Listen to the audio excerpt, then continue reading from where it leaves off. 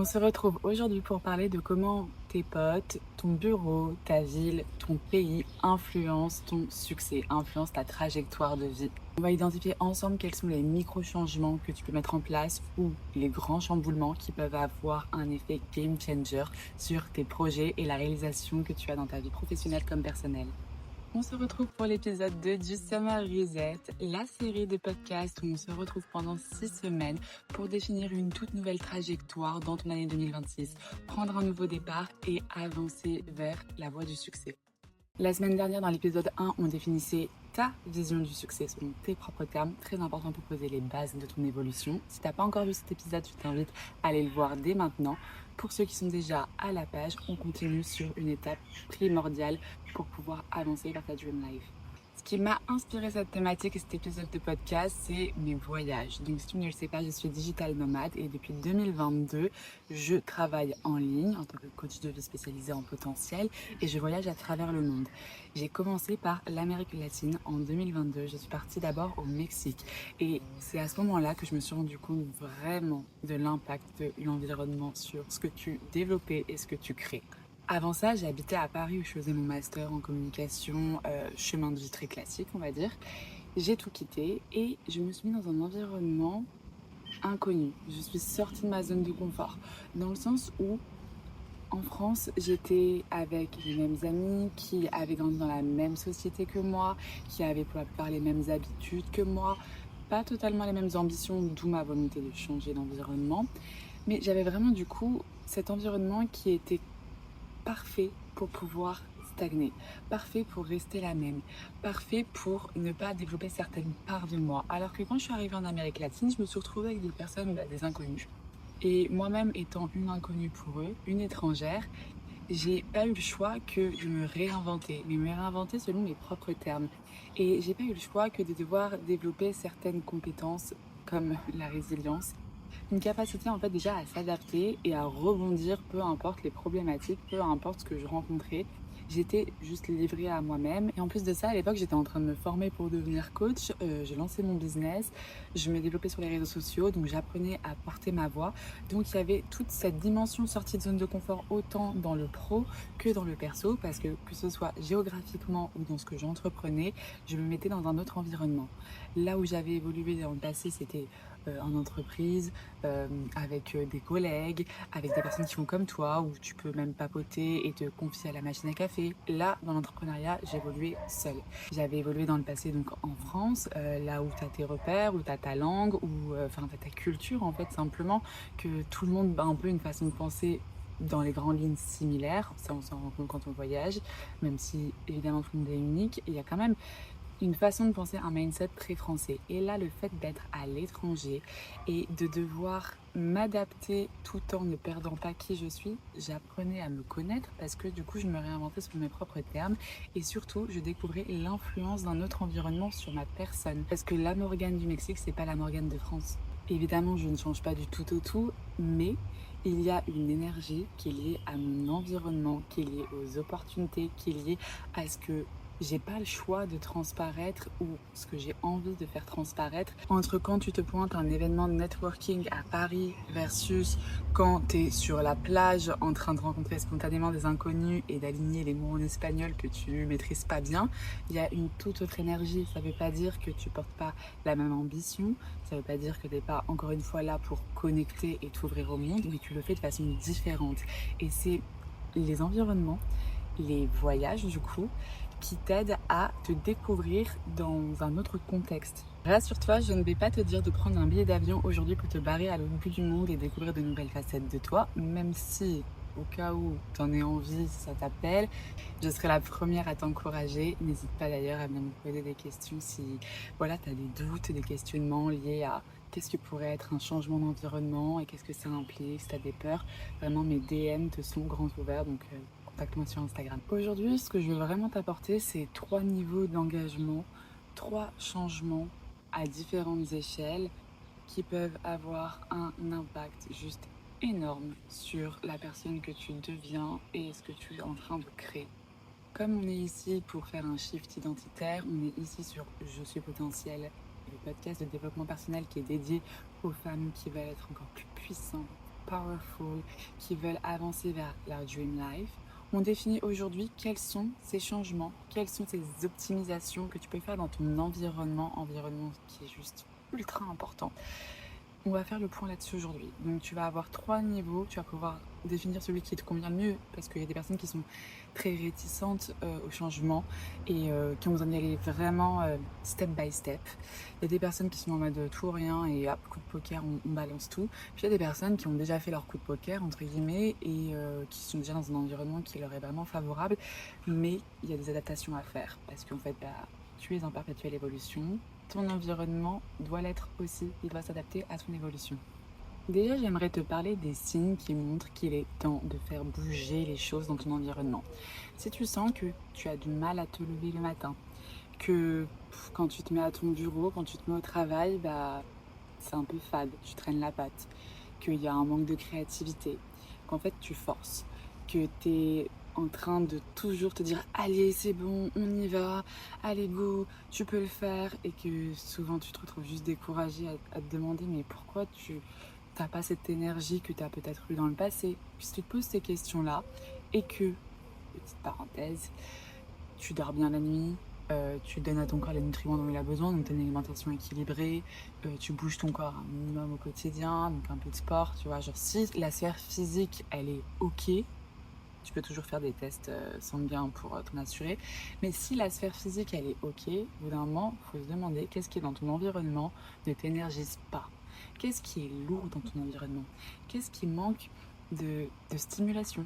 Tu peux faire une comparaison à un moment de ta vie où peut-être tu te sentais enjoué, où tu te levais le matin, où il y avait des choses qui t'attendaient, il y avait un cadre de vie, il y avait des gens, il y avait quelque chose qui te mettait à carotte en mode oh, waouh, je suis trop heureuse de commencer cette journée.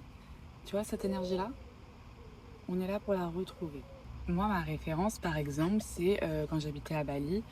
C'est un endroit où il y a énormément d'entrepreneurs, où il y a du passage, etc. Et un endroit où je me sentais profondément à ma place. Je faisais des rencontres et je me suis fait vraiment des amitiés où quand je discutais avec ces femmes, à aucun moment je avais l'impression de sacrifier autre chose. J'étais pas en train de me dire ah c'est sympa mais ça me nourrit pas profondément, ah c'est sympa mais ça m'élève pas, c'est pas quelque chose qui m'aide à avancer vers la version de moi que je veux développer. C'était des femmes qui avaient des discussions de leur de vie, la vie personnelle, hein. C'est même pas qu'elles me donnaient leurs tips en tant qu'entrepreneur ou leur cheminement dans le domaine de l'entrepreneuriat, du bien-être, etc. C'était pas juste, tu vois, l'aspect professionnel de elles sont entrepreneuses et du coup elles t'inspirent. C'est juste que je me suis fait des amis qui avaient une profondeur d'esprit, une sensibilité qui était en accord avec la mienne et qui fait que quand on échangeait, il y avait vraiment une symbiose dans les énergies et ça allait nourrir ma créativité, ça allait faire sortir le meilleur de moi. Et en fait, comme j'ai passé mon temps à bouger d'environnement, pour le contexte, je suis fille militaire, donc j'ai déménagé tous les 3 ans toute mon enfance. Même quand j'étais étudiante ou en alternance salariée, je partais en week-end tous les 4 matins. Et puis ensuite, je suis vite devenue nomade et j'ai vécu dans beaucoup de pays. Au total, je comptabilise 17 déménagements. Et j'ai pu, avec toute cette expérience, vraiment identifier quels étaient les switches qui faisaient que dans ton environnement, tu allais te sentir beaucoup plus powerful, beaucoup plus énergique et beaucoup plus rayonnante. Ça, pour moi, il y a vraiment 3 piliers. Il y a ton environnement physique, ton environnement social et ton environnement culturel. Donc, ton environnement physique, ça va être vraiment où tu vis, ta chambre, ton bureau, voilà, ce qu'il y a autour de toi. Alors que ton environnement social, ça va être les personnes, donc les énergies qui sont autour de toi et qui viennent à ta rencontre, qui viennent te nourrir à travers des échanges. C'est vraiment ta vie sociale. Et ensuite, l'environnement culturel, c'est ce qui est propre à un pays. C'est-à-dire que quand tu es au Mexique, par exemple, tu es sur ta terrasse, ou des fois même pas, parce que l'isolation, c'est pas ça dans les pièces. Et en fait, tu entends des chansons, tu entends quelqu'un qui a mis la radio. Là, par exemple, je suis en France, tu entends peut-être quelqu'un qui est en train de faire ses meilleurs travaux pendant que j'enregistre un épisode de podcast. J'espère qu'au montage, j'arriverai à enlever ça. Mais voilà, en France, typiquement, c'est t'entends un mec qui tond son gazon, qui fait des travaux, qui est en train de percer les murs. Je sais pas, je m'en rends compte en le disant, je pense que c'est le pays des travaux. Je sais que le cliché se base plutôt sur le Portugal, mais en tout cas, en France, je trouve qu'il y a toujours ça. Alors que voilà, au Mexique, tu vas entendre le coq qui chante, tu vas entendre la musique, la radio, c'est très chantant. À Bali, par exemple, t'entends le son des, je sais pas comment on appelle ça, des clochettes. Et en fait, ils font 1 million de cérémonies par jour. J'abuse, je suis une drama queen, j'extrapole. Mais voilà, ils ont leurs offrandes qui déposent dans la rue, dans les temples. Et il y a des grelots. Et du coup, il y a toujours, il y a déjà l'odeur de l'encens, parce qu'ils mettent de l'encens tout le temps. Et puis, il y a cette musique mélodieuse dans la ding, ding, ding, ding. Enfin, c'est ultra joyeux et apaisant en même temps. Tu vois, il y a des vibes différentes selon dans quel pays tu te trouves. Et je pense vraiment que dans chaque environnement, il y a du bon et du moins bon. Par exemple, lorsque je suis chez moi focus, en train de bosser, le bon c'est que je suis vraiment au calme, que je peux faire tout ce que je veux, que je suis dans le silence le plus complet, dans la maîtrise totale de mon environnement. Mais par contre, le côté isolement, le cadre qui n'est pas forcément des plus beaux, des plus esthétiques, ça influe beaucoup sur ma créativité, ça va être un moins. Et en France, par exemple, il y a quand même une culture de la plainte collective, c'est-à-dire que contrairement à d'autres cultures où t'as le droit de rien dire, faut toujours sourire, t'as pas le droit d'aller mal. Je crois que c'est surtout les cultures asiatiques. Je ne connais pas beaucoup parce que je connais que l'Indonésie, Taïwan et la Thaïlande. Mais il me semble qu'au Japon, en Chine, tout ça, et c'est vraiment. Tu dois pas dire que tu vas mal, tu dois vraiment toujours avoir la tête haute, le sourire, etc. En France, pas du tout. Vraiment, on est pour moi beaucoup plus transparent, c'est quelque chose que j'adore honnêtement. On n'a pas de problème à se plaindre ou à tailler les autres, à critiquer, à exprimer le négatif comme pour le sortir de soi, sauf que parfois il y a une différence entre dire que tu vas mal pour pouvoir en parler et t'apaiser versus cultiver ton mal-être parce que vous en parlez tout le temps. Et c'est surtout que quand tu entends une machine te plaindre, tu commences à te plaindre toi aussi. C'est des autorisations que tout le monde se donne et c'est un peu la course à qui a les plus gros problèmes. Et ça, c'est des trucs qui sont ultra inconscients, c'est sous-jacent, je veux dire. Mais moi, du coup, je me rends compte parce que je déteste me plaindre, mais je suis quelqu'un qui me plaint énormément. Et du coup, c'est vraiment une c'est vraiment quelque chose sur lequel je travaille et je vois bien que j'ai beaucoup plus de mal à travailler là-dessus en France qu'à l'étranger. Et il ne faut pas me dire que c'est que de ma faute, c'est l'environnement qui agit. Et c'est pour ça que dans cet épisode de podcast, j'aimerais vraiment que on se rende compte que, évidemment, comme je vous le répète tout le temps, on a vraiment du pouvoir, on a notre responsabilité sur la vie qu'on mène et qui on est. Mais il y a aussi des choses qu'on ne contrôle pas. Ce que je veux dire, c'est que, comme on va y venir, tu contrôles le fait de changer ton environnement, mais tu ne contrôles pas l'impact de ton environnement sur toi. Donc imaginons que pour X ou Y raison, là où tu es aujourd'hui, tu ne puisses pas bouger pendant 1 an, tu peux faire de ton mieux. Il y a quand même toute une partie que tu ne contrôles pas, qui est de l'impact pur et dur de ton environnement. C'est les travaux de Bruce Lipton, si je ne me trompe pas, sur les scientifiques, qui illustrent très bien ça. C'est que il a fait l'expérience de mettre des cellules identiques dans des environnements différents et on a pu voir qu'elles se développaient donc de façon différente. Il y a des cellules qui devenaient musculaires, d'autres qui devenaient osseuses et d'autres qui devenaient graisseuses. Tu te rends compte que tu as un tas de cellules, genre que ce qui constitue ton corps, c'est des cellules. Et ça a été prouvé que selon l'environnement où tu te trouves en tant que cellule, tu évolues différemment. Donc en dehors même de la génétique, de ce qui t'a été donné à ta naissance, et ça qui ne bouge pas, de la base, de qui tu es, ensuite, où est-ce que tu vas te développer? Par exemple, un enfant qui naît quelque part et ensuite se fait adopter, mais il n'aurait jamais eu la même vie. En dehors même des privilèges auxquels il va accéder, normalement si c'est une adoption intelligente, juste le fait d'être dans un autre environnement, ça va être une toute autre personne. On va maintenant venir aux 3 niveaux d'évolution de ton environnement que je te propose. Le premier, c'est vraiment, on part de la même base, on optimise. Et je vais te demander de faire attention à où est-ce qu'il y a de la lumière chez toi. De peut-être mettre ton bureau face à une fenêtre, de mettre de la couleur. Peut-être tu vas repeindre un mur, peut-être tu vas mettre une plante. Tu vas mettre aussi du coup de la nature. Ça peut être aussi sur ta télé, mettre un fond d'écran sur YouTube où il y a quelque chose qui t'inspire, que ce soit une forêt, parce qu'une forêt te donne cet effet de focus et de calme, ou une vue sur la mer parce que ça te donne envie de créer cette expansion. Tu mets un fond d'écran, et parfois même avec une petite musique de jazz, ils aiment bien faire ça sur YouTube.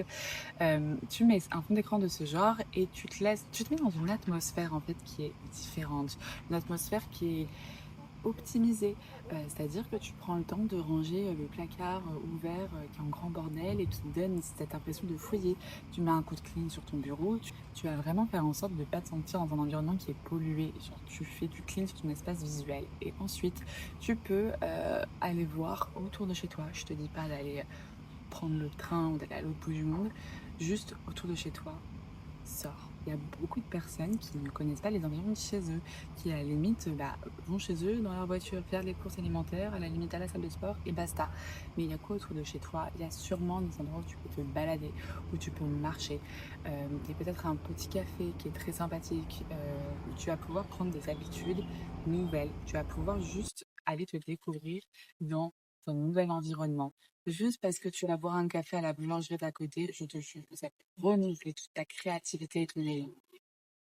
L'idée avec cette optimisation de ton environnement, c'est de t'éloigner de ton quotidien parce que quand tu es chez toi, que tu as vu sur le bordel, le bac à linge sale, que tu penses à la vaisselle qu'il faut faire ou je ne sais quoi, tu n'es pas dans une énergie d'expansion. Tu n'es pas aligné à ton énergie créative. Tu es juste en train de te concentrer, de forcer en mode allez, il faut faire ce qu'il faut faire. Et puis après, on fera les autres trucs qu'il faut faire. Là, moi, je te demande de te mettre dans une bulle propice à l'ouverture à ton énergie. Parce que l'énergie, tu l'as déjà en toi, mais elle peut stagner comme être en train de s'exprimer, de rayonner et d'être magnétique. Ne sous-estime pas la puissance d'une balade en nature, même si tu n'as accès qu'à un parc ou que tu es sur les quais. Enfin, on va dans la nature, on marche, active ton corps. Ça aussi, c'est vraiment game changer. Ensuite, on va passer au switch environnemental hybride. Là, l'idée, c'est d'associer à ton environnement actuel de nouvelles pratiques, de nouveaux environnements.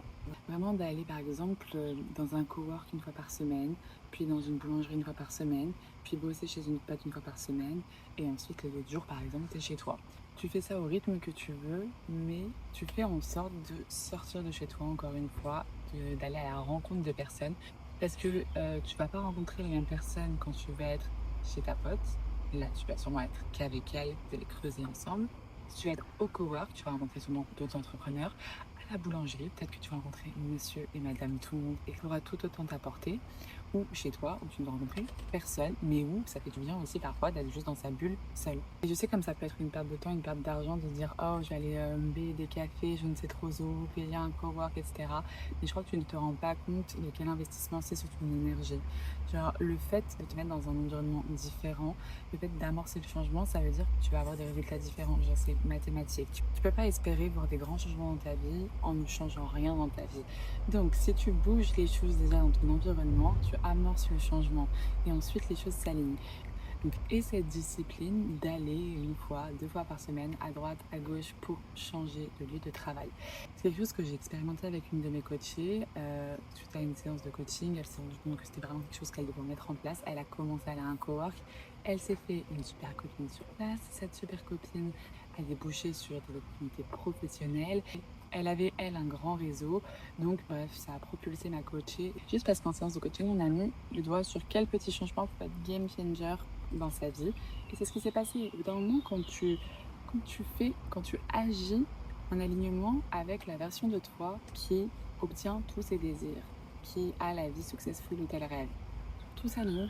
Alors, l'univers qui tu veux là-haut place sur ton chemin les personnes qui vont t'aider. Il va t'encourager.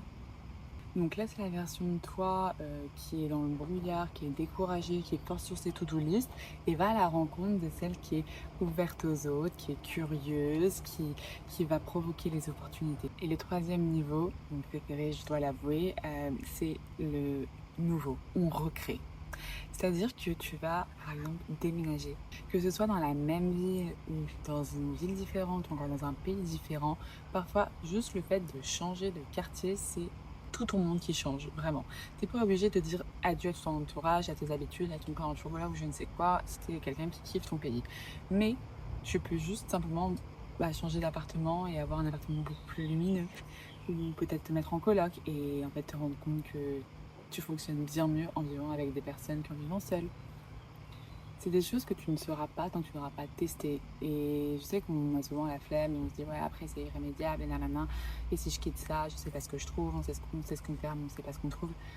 Au bout d'un moment, comment tu veux être en position de recevoir tout ce que la vie a prévu pour toi si tu te mets pas dans des conditions où tu es réceptive à la nouveauté, réceptive à toutes tes bénédictions. Personnellement, je suis ultra sensible à tout ce qui est esthétique, ma créativité, mon ambition, mon énergie, tout grimpe en flèche quand je suis dans un environnement que je trouve beau. Là, si tu regardes l'épisode de podcast, enfin ma vidéo sur YouTube, tu vois bien que je suis dans un cadre juste magnifique. Et c'est parce que je veux incarner et te donner la meilleure des énergies pour te montrer qu'est-ce qu'un environnement qui match avec toi, un environnement qui te permet de rayonner. Et ça a demandé de l'organisation, des décisions, des discussions pour pouvoir bouger d'environnement. Ces 6 premiers mois de l'année, j'étais beaucoup plus dans ce format hybride où j'essayais d'associer à ma vie actuelle à Lyon plus de stimulation, donc des voyages à droite à gauche, une semaine en Italie, une semaine au Portugal, mais aussi un rythme pour aller au cowork. C'est la première fois de ma vie que je m'inscris à un cowork où je vais régulièrement, des habitudes d'aller bosser dans une boulangerie aussi. Donc j'ai vraiment fait ce dont je t'ai parlé dans l'étape hybride, où j'ai associé des choses à mon environnement actuel.